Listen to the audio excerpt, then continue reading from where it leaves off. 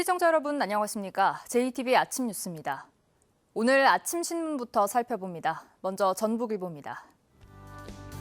전주 하가지구 재개발구역에서 시공사 선정을 앞두고 부동산 투기 의혹이 일고 있습니다.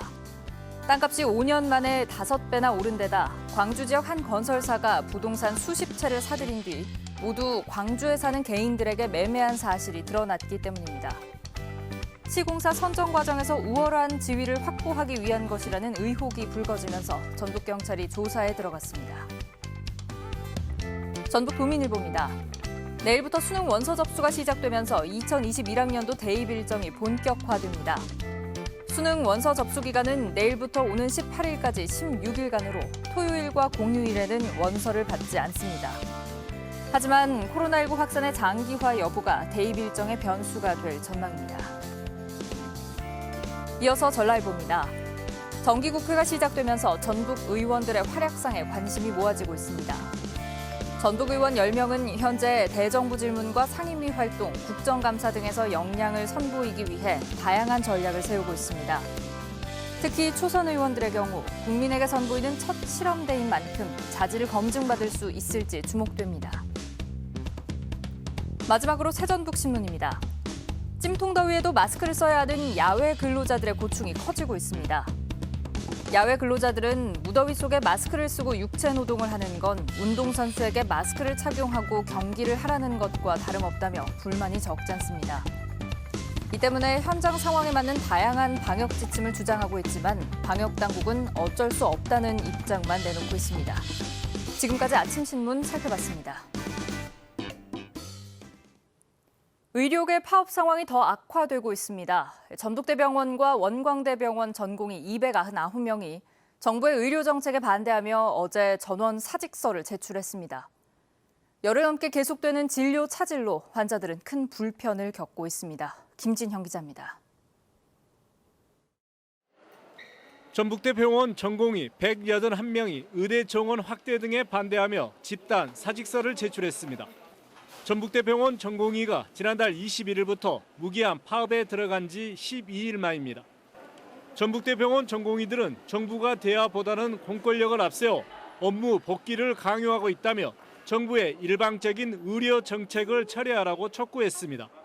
지금 추진하고 있는 정책들에 대해서 정책 철회 혹은 원점 재논의를 명문화해달라는 것이 저희의 요구입니다.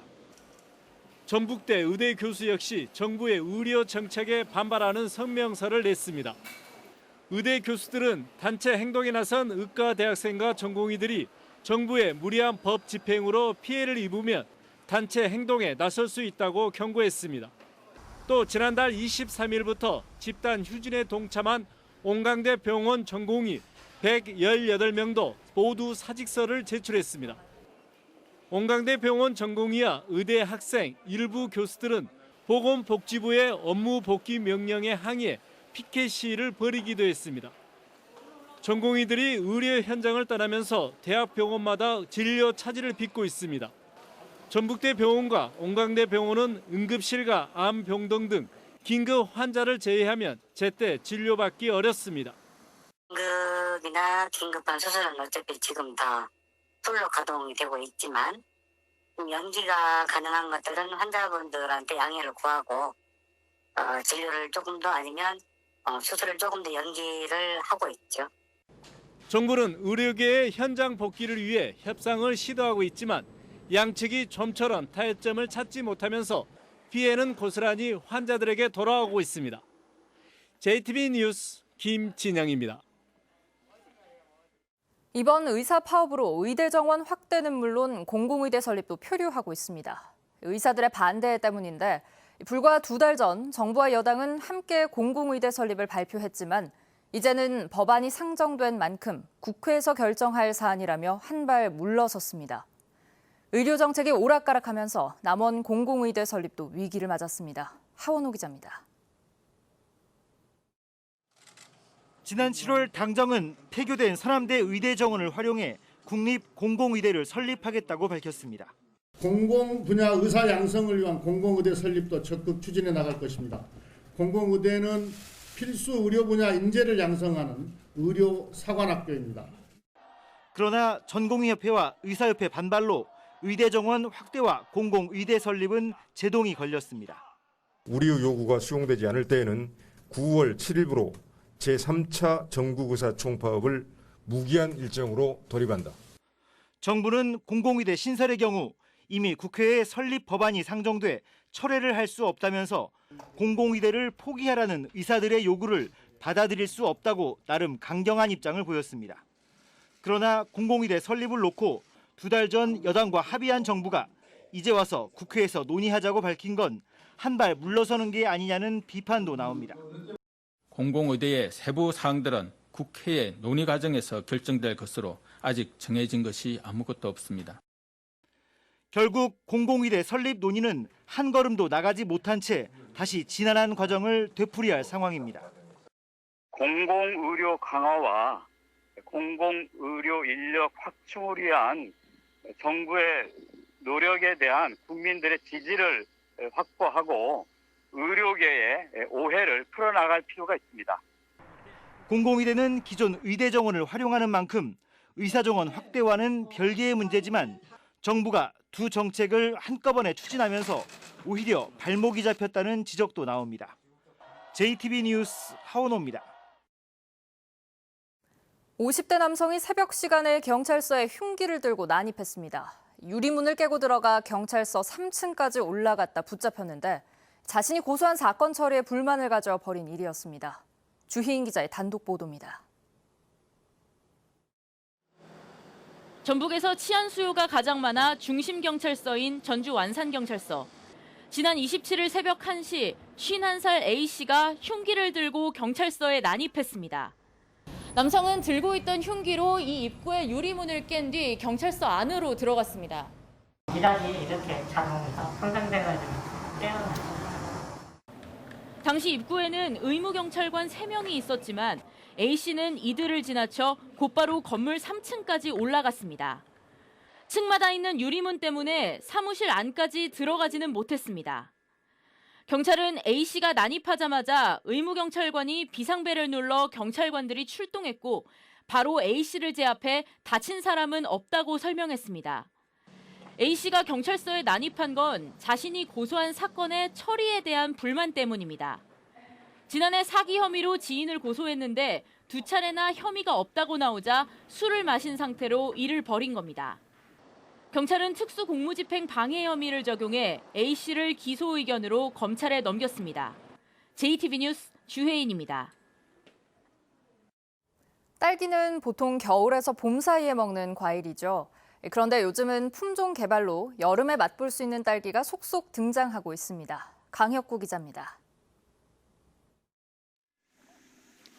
아직은 햇살이 따가운 여름 끝자락인데 하우스에서 딸기 수확이 한창입니다.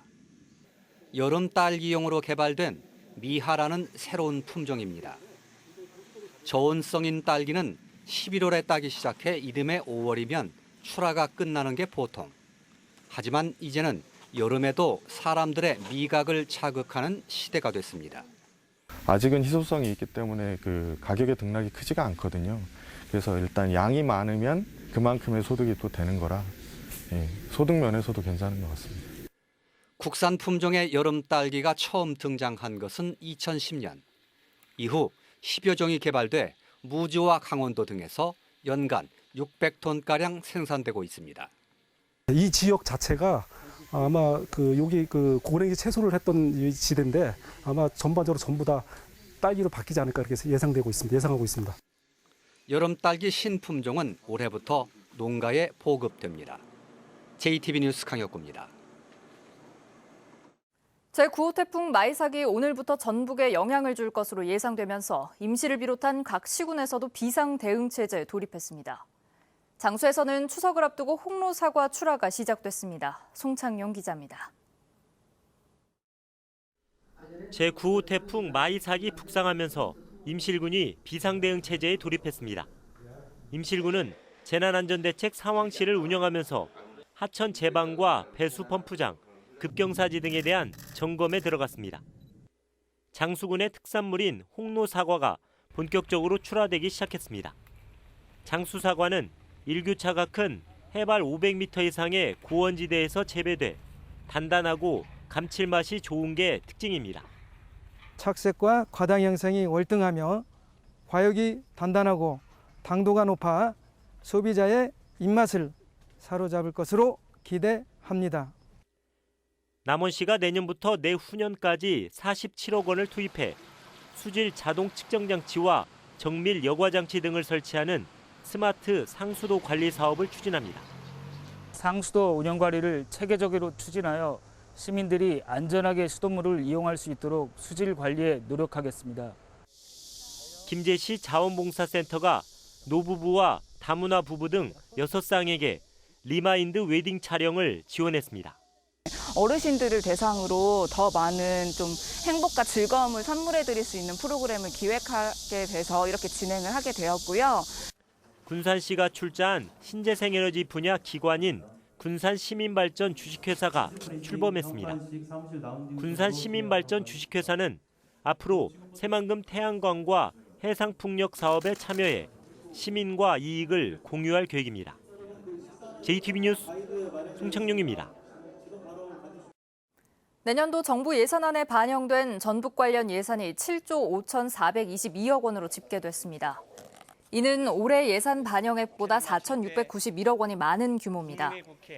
전랍도는 앞으로 국회 예산안 심사 단계에서 정치권과 힘을 모아 정부 예산안에 반영되지 않았거나 적게 반영된 60대 사업의 예산을 추가로 반영한다는 계획입니다. 전랍도가 지난달 집중호우로 무너진 섬진강 제방의 홍수 대응 능력을 높여달라고 정부에 건의했습니다. 전랍도는 현재 100년 동안 가장 많이 내린 비에 견딜 수 있도록 설계된 섬진강 제방은 기후 위기로 인한 집중호우에 대비할 수 없다며 설계 기준을 200년으로 높여야 한다고 밝혔습니다. 섬진강 하천 기본계획 수립 용역을 진행하고 있는 국토부는 오는 12월까지 섬진강의 홍수량과 홍수위를 다시 산정해 제방 보강과 물길 정비 방안을 세울 계획입니다. 코로나19 사태로 도내 전세버스 업계도 큰 타격을 받고 있는 것으로 나타났습니다. 미래통합당 김상훈 의원실에 따르면 상반기 전북에서 휴업 신청을 한 전세버스는 601대로 지난 한 해치의 4.4배에 이르고 전체 차량의 28.1%나 돼 제주와 경북, 대구에 이어 네 번째로 휴업률이 높았습니다.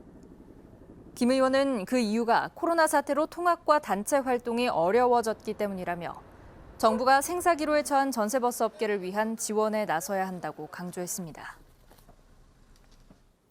한국국토정보공사 LX의 드론 활용센터 부지 공모에 군산과 남원, 김제, 완주, 진안, 순창, 부안 등 7개 시군이 응모했습니다. LX는 이달 안에 현장 평가 등을 거쳐 1, 2순위 지역을 선정한 뒤 1순위 지역과 협약을 맺고 오는 2023년 드론센터를 운영할 계획입니다. LX는 지난해 드론센터를 경북에 짓겠다는 업무 협약을 맺었다가 논란에 휩싸이자 건립부지를 전북으로 한정해 사업을 추진하고 있습니다. 제9호 태풍 마이삭이 북상하면서 어젯밤부터 전북에는 5mm 안팎의 비가 내리고 있습니다. 이번 비는 내일 오전까지 동부 내륙에 100에서 300mm, 나머지 지역에는 50에서 150mm가량 더 내리겠습니다. 내일까지 초속 10에서 40m의 강한 바람도 불 것으로 예상됩니다. 오늘 오후에는 서해 전해상과 군산을 제외한 전북 내륙에 태풍특보가 내려질 예정입니다. 전주기상지청은 많은 비와 강풍으로 피해를 입지 않도록 철저한 대비를 당부했습니다.